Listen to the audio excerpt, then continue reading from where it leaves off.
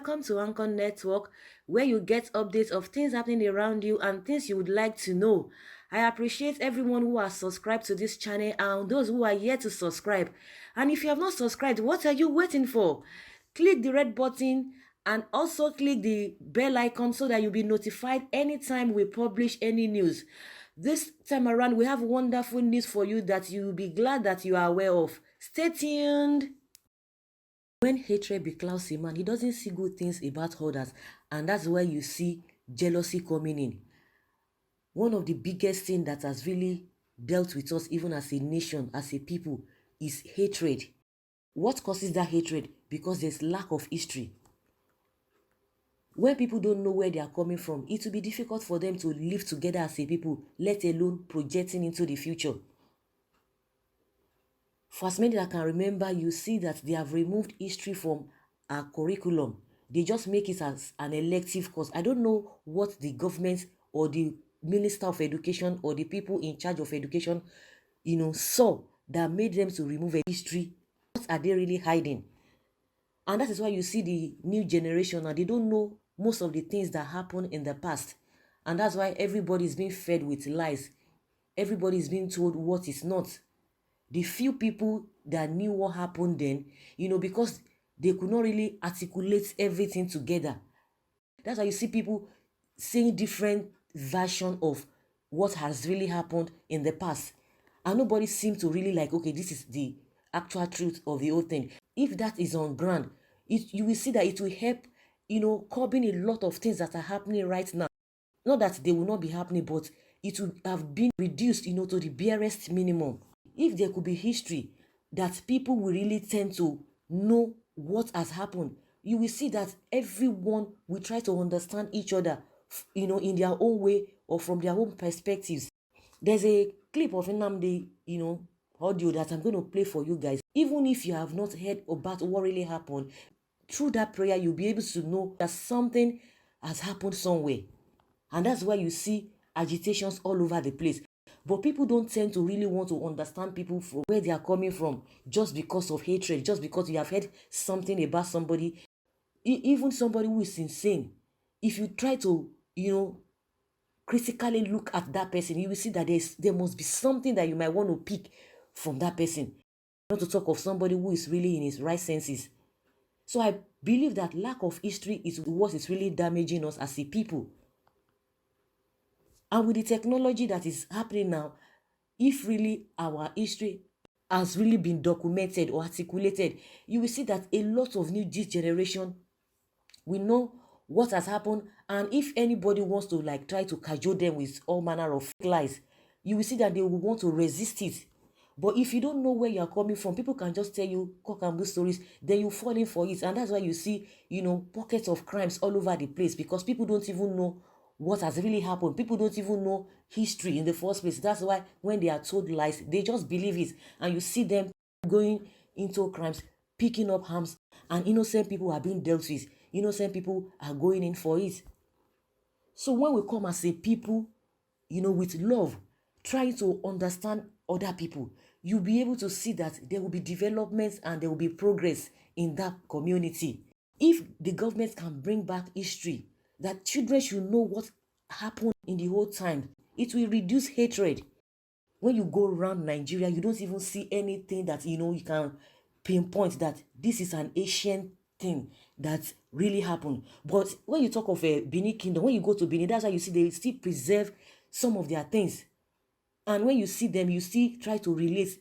When they are telling you the stories, you still try to imagine what could have happened. And you begin to have a kind of feeling of what has happened. And I think with this Biafra of a thing, it has really generated a kind of hatred. That is why you see that people don't just want to listen. And the more you don't want to listen to them, the more they get agitated, the more they get hurt, because the understanding is not there. So when we try as a people to try to understand ourselves, we'll be able to appreciate people where they are coming from and from their own perspectives. That's just what I have for you guys. And I would like you guys to listen to Nnamdi Kanu's prayer. From there, you'll be able to deduce some things, if only you can open your mind. Thank you very much. Stay tuned. Almighty and eternal God, Elohim, Chukwu Kika Biama Purumi Henine, Adonai El Shaddai, from whose love and grace we, your children of Biafra, cannot be separated, either by death or life. This day, 30th of May, 2019, we ask you to hear our cries, to hear our humble prayers and thanksgiving for all whom we remember that fought and died for the preservation of Biafra and for the survival of the race of the nationalities that constitute Biafra. You will fulfill, as in them, as also in us, the purpose of your love, and bring us all, together with their spirit, to your eternal joy through your everlasting grace and mercy. You are a God of truth, a God of justice. We pray that your justice prevail upon the memory of the dead and the righteous yearnings of the living, as we battle through seemingly impossible odds to attain the peace and freedom that only you can bestow.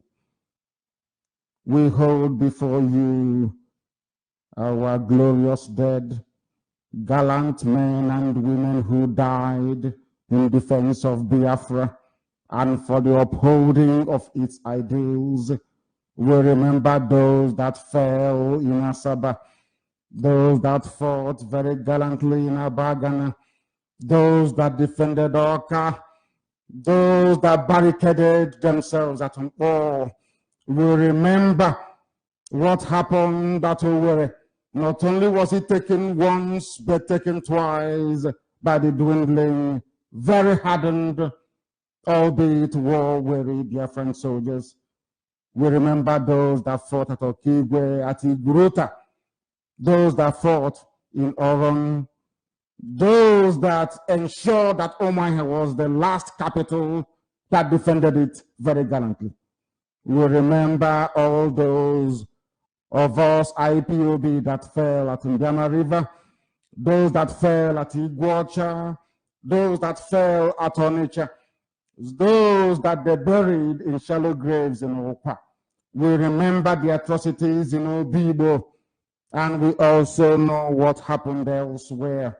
As we honor their courage and cherish their memory, may we put our faith in the future that only you, Elohim, have prepared for us, and not in the future of man, a future of freedom and that of liberty. For you are the source of our life and our hope. Everlasting Father, you know our hearts and how deep our sorrows are. We are hurt by the death of those whom we loved. We are angry at the loss we have sustained. The unprovoked brutality and slaughter of the inner comfort elude us at this very point in time. Please turn our grief to joy, our affliction to a dance of victory. Let your hope be rekindled in us. Please have mercy upon us, O Elohim, and those of us who mourn, who feel numb and crushed, and are filled with the pain of grief, whose strength has given up. You know all our sighing and longings. Be near to us, O Lord, and teach us to fix our hope on you and on you alone and not on any man. Gracious Lord, do not abandon us in our desolation. You will keep us safe in the midst of trouble and complete your purpose for us in this very life through your steadfast love and faithfulness. Our eyes, O Elohim, are wasted with grief. You know we are weary with groaning as we remember our death In the dark emptiness of the night, have mercy upon us and heal us. Forgive us our trespasses and take away our fear through your everlasting grace, now and forevermore, we pray. Ise, Ise, Ise.